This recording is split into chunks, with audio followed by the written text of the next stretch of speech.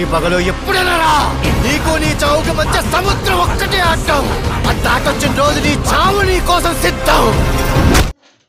నందమూరి కళ్యాణ్ రామ్ మరియు ప్రదీప్ చిలకలూరి దర్శకత్వంలో వస్తున్నటువంటి చిత్రమే అర్జున్ సన్ ఆఫ్ వైజయంతి. ఈ యొక్క చిత్రము అయితే గ్రాండ్ గా రేపు రిలీజ్ కాబోతుంది యుఎస్ఏలో.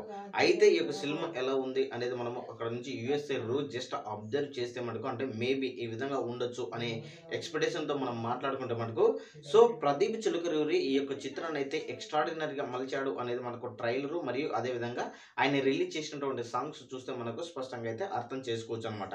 అంటే నందమూరి కళ్యాణ్ రాము గతంలో చేసినటువంటి చిత్రంలో కంటే ఈ చిత్రము చాలా డిఫరెంట్ గా ఉండబోతుంది అనేది మనకు సినిమా చూసిన తర్వాత స్పష్టంగా కూడా ఆ విధంగా చెప్పొచ్చు అనేది మనం స్పష్టంగా కూడా గమనించుకోవచ్చు. అయితే ఈ యొక్క చిత్రంలో వచ్చేసి ట్రైలర్ లో మనం అబ్జర్వ్ చేశాము, తల్లి సెంటిమెంట్ తో ఈ యొక్క చిత్రం సాగుతుంది. విజయశాంతి పోలీస్ పాత్రలో నటించింది. తర్వాత పోలీస్ కళ్యాణ్ రామ్ గారు పోలీస్ పాత్రకు పోలీస్ కావాలి అన్న తల్లి కళ నెరవేరడానికి వచ్చేసి ఈ యొక్క విలన్ గా మారబోతున్నాడు కళ్యాణ్ రామ్ గారు.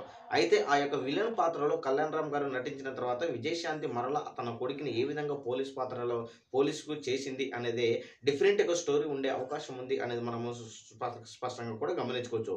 ఇక ఫైట్ల విషయానికి వస్తే మటుకు ఈ యొక్క చిత్రంలో చేసే ఫైట్లు చాలా ఎక్స్ట్రాడినరీగా ఉండే అవకాశం ఉంది అనేది మనము స్పష్టంగా కూడా ట్రైలర్ చూసిన తర్వాత కూడా మనం స్పష్టంగా కూడా అర్థమవుతుంది అనమాట. సో మేబీ సినిమాలో అంతా మనం అనుకున్నట్టుగానే కళ్యాణ్ రామ్ గారు చాలా డిఫరెంట్గా ఈ యొక్క చిత్రం చేసింటాడు అనేది మనం స్పష్టంగా కూడా మేబీ ఎక్స్పెక్టేషన్ చేయొచ్చు అనమాట.